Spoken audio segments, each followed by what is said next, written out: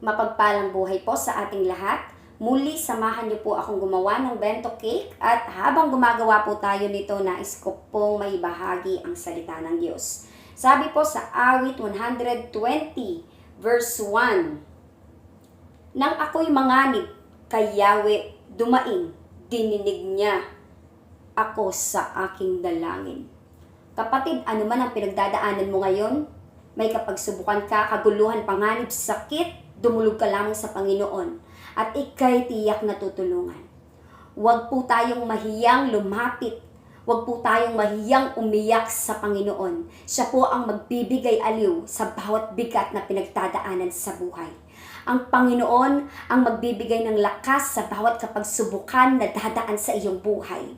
God is the best shoulder to cry on. He will comfort you. Laban lang, kasama mo ang Diyos. Glory to God. Shalom.